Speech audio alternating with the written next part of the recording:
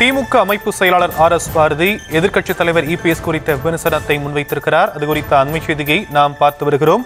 EPS களத்திலும் இல்லை, மக்கள் மனதிலும் இல்லை என அவர் தெரிவித்திருப்பதை அண்மை செய்திகளாக நாம் பார்த்து வருகிறோம். இபிஎஸ் களத்திலும் இல்லை, மக்கள் மனதிலும் இல்லை என திமுக அமைப்பு செயலாளர் ஆர்.எஸ். பாரதி தெரிவித்திருக்கிறார்.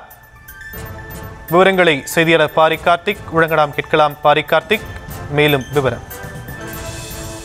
வணக்கம். எடப்பாடி பழனிசாமி களத்திலும் இல்லை, மக்கள் மனதிலும் இல்லை என்றாலும் நானும் ரவுடிதான் என்பதைப் போல என்னை ஏன் விமர்சிக்கவில்லை என்று தொடர்ச்சியாக வாண்டடாக வந்து வண்டியில் ஏறியார் என திமுகவினுடைய அமைப்பு செயலர் ஆர்.எஸ். பாரதி எடப்பாடி பழனிசாமி அவர்கள் குறித்து காட்டமாக அறிக்கை ஒன்றை வெளியிட்டிருக்கிறார். அந்த அறிக்கையில் ஆட்சியில் இருக்கும்போது டெல்லி பிக்பாஸ்களுக்கு பயந்து தமிழ்நாட்டின் உரிமைகளை அடகு வைத்தது போல தமிழர்களின் வாக்கு உரிமையை அடகு வைக்க துணிந்து விட்டாரா பழனிசாமி என எஸ்ஐஆர் வக்காலத்து வாங்குவது அவர் ஆச்சரியப்படுவதற்கு இல்லை எனவும் தெரிவித்திருக்கிறார்.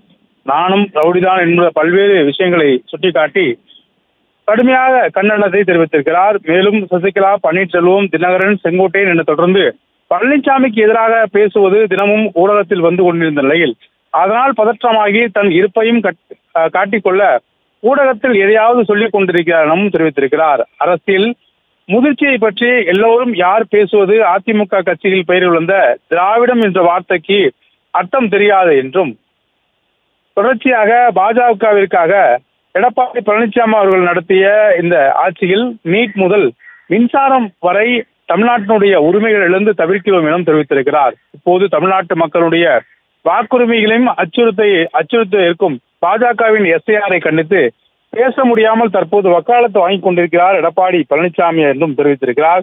மேலும் பண மதிப்பிழப்பு தொடங்கி தற்போது எஸ்ஐஆர் வரை அனைத்திலும் அப்பாவி மக்களை தொடர்ச்சியாக அவர்களுடைய இன்னலுக்கு ஆளாகி வரும் நிலையில் அதை கண்டு ஆனந்தப்படும் பாஜகவிற்கும் அதன் அடிமையாக என்றும் தமிழ்நாடு ஏற்காது எனவும் தெரிவித்திருக்கிறார். திமுக எப்போதும் சாமானிய மக்களுக்கு தோழனாக துணை நிற்கும் எனும் எஸ்ஐஆருக்கு எதிராக ஒரு பக்கம் சட்ட போராட்டத்தை நடத்தியும் மறுபக்கம் மக்கள் போராட்டத்தை நடத்தி கொண்டிருக்க திமுக, அதனால் அதிமுக அந்த எஸ்ஐஆர் குறித்து ஒரு துருமை கூட கிள்ளி போடாத எடப்பாடி பழனிசாமி அவர்கள் பாஜகவிற்காக வக்காலத்து வாங்கி கொண்டிருக்கிறார் தற்போது ஆர்.எஸ். பாரதி தனது அறிக்கையில் தெரிவித்திருக்கிறார்.